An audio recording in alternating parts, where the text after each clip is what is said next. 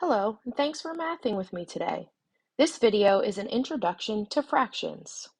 We will reduce fractions, convert fractions to mixed numbers, and convert mixed numbers to fractions. A fraction is an expression representing the division of integers. For example, n over m is a fraction where both n and m are integers. N is called the numerator, and m is the denominator. There are some special cases we should talk about. When the numerator and the denominator are the same number, the fraction is equal to 1. When the denominator is 0, the fraction is undefined. And when the numerator is equal to 0, the fraction is equal to 0. One type of fraction is called a proper fraction. In this situation, the numerator is less than the denominator. For example, 1/5, the numerator is 1, which is less than the denominator of 5. And 7 over 19, 7 is less than 19. And finally, even 127 over 128 is a proper fraction because 127 is less than 128. In these first examples, we want to reduce the fraction to simplest form. To do this, we will divide the numerator and the denominator by their greatest common factor. Let's start by listing the factors of both the numerator and the denominator. Remember that factors are numbers that the original number can divide evenly by. So for example, 18 divides by 2. So 2 is a factor of 18. 18 also divides by 3 evenly, so 3 is a factor of 18. 4, no. 5, no. 6 times 3 is 18, therefore 6 is a factor of 18. And then we have 9 is a factor of 18 because 9 times 2 equals 18. And then we're just left with 1 and 18, which we generally won't list. Well, actually, that's not true. We won't list 1, but we'll list 18. Now for the factors of 24.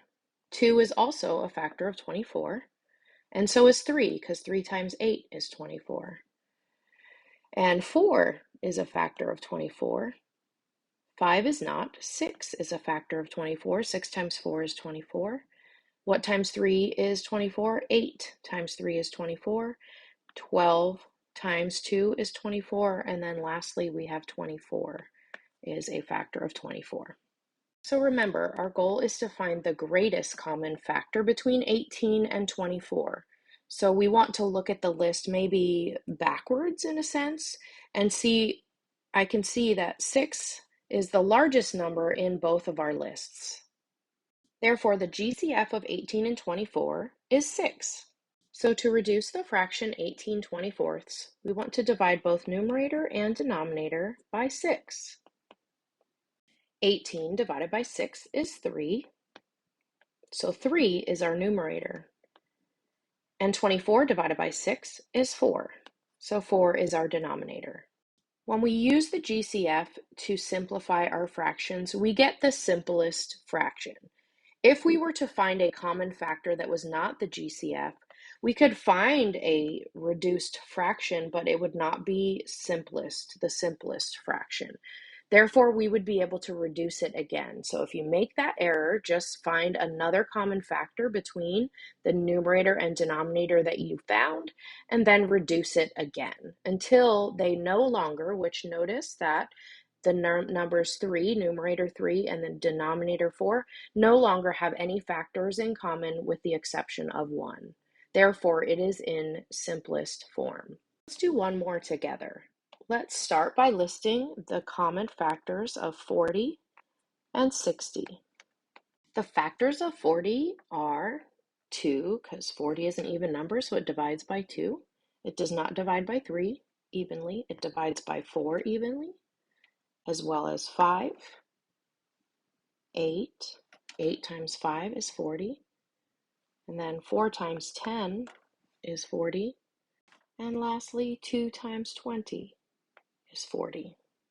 The factors of 60 include 2, 3, 4, 5, 6, And I'm going to start listing them as pairs since it's such a long list.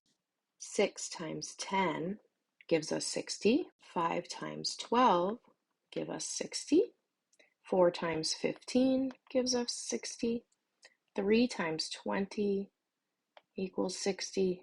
And 2 times 30 equals 60. So now we have both factors of 40 and factors of 60, and we want to look to see what is the GCF, the greatest common factor. So let's look at the factors of 40, and I see that we have a factor of 20, and that factor exists on our list for the factors of 60 as well.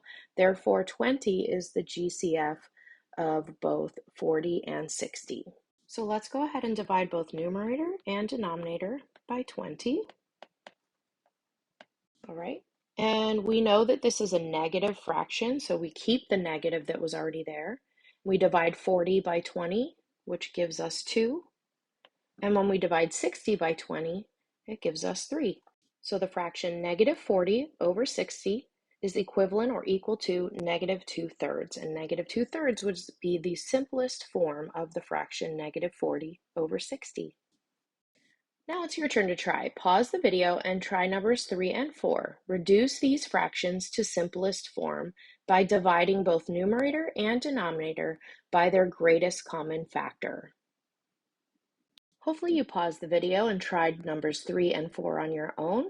5/35 simplifies to 1/7 because their GCF is 5. And negative 15 over 33 simplifies to negative 5/11, and their GCF was 3. Now that we've explored a little bit with proper fractions, let's talk about improper fractions. Improper fractions is a fraction where the numerator is greater than or equal to the denominator. Improper fractions are greater than or equal to 1. For example, 5 over 5 is an improper fraction. The numerator and denominator are the same and therefore equal to 1. 8 over 7 is an improper fraction because the numerator 8 is greater than the denominator 7, and this fraction is greater than 1. And 125 over 3 is an improper fraction as well. A mixed number, however, is a number that consists of an integer and an improper fraction. For example, 1 and 4/7. This is equal to 1 plus the fraction 4/7. Mixed numbers are also clearly greater than 1. So a mixed number can be written as an improper fraction, and an improper fraction can be rewritten as a mixed number. So we're going to learn how to convert between improper fractions and mixed numbers. Both have their place in math. We typically use improper fractions more in algebra than we do mixed numbers. And mixed numbers we often use going forward in math from here, mostly for graphing or for word problems, especially answering word problems. Let's use this example on the right to show how mixed numbers can be equivalent to improper fractions. We see that the mixed number 1 and 4/7 can be represented by this image here, where this box is equivalent to 1. And then we have a box that has 4/7. 1, 2, 3, 4. Since the first represents the whole number, it's going to be 7/7. 1, 2, 3, 4, 5, 6, 7. And if we keep counting, we can find the total number of sevenths and write it as an improper fraction. So we're at 7, 8, 9, 10, 11. So the mixed number 1 and 4/7 is equal to 11/7. In these examples, we are going to convert from mixed number to improper fraction. The first step is always to simplify the fractional part of the mixed number if it's not already in simplest form. The examples that we have here all have the fractional part in simplest form, but please don't forget that step, as your numbers will get very large if our fractions are not simplified first. The next step is to rewrite the whole number as a fraction with the same denominator as our fractional part. And then the last step is to just add the two fractions together. So in example number 5, we can rewrite 2 in thirds by multiplying 2 times the denominator 3, which gives us 6 over 3. So 6 thirds, if we think about 6 divided by 3, that equals 2. Therefore, we have rewritten 2 with a denominator of 3. And we're going to add that to our fraction 1/3. 6 plus 1 is 7, so our numerator is 7, and our denominator remains the same. So 2 and 1/3 can be rewritten as an improper fraction of 7/3. We can use these same strategies in a quicker way, and I'm going to show you how. So what we want to do is we want to do some of the math in our head. We're doing the same math that we did in the above example, but this time we're going to do it in our head. So we're going to multiply 7 times 3. That gives us 21.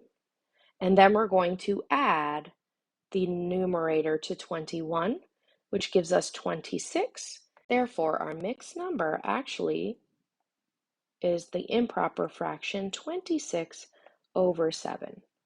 So you can decide whether or not the mental math is something that you can do consistently without making errors, because we could do the same math on paper that we just did in the previous example. Remember, this is the same as 7 times 3 is 21 over 7, and we're adding that to 5 over 7, which gives us our numerator of 26, and the denominator stays the same, 7. Pause the video and try number 7 on your own. Hopefully you saw that 2 times 12 is 24, so that gives us a numerator of 24 over 12. Remember that you can check to see if that is correct by thinking 24 divided by 12 equals 2, therefore we converted our whole number into a fraction correctly, and we're adding that to 11/12, which gives us 35/12. In our last examples here, we are going to now convert back to mixed number from an improper fraction. To do this, our first step, again, is always to simplify the fraction first, if possible. The next thing we're going to do is create a division problem to determine the whole part of the mixed number. And then we're going to write the remainder over the denominator of the original fraction.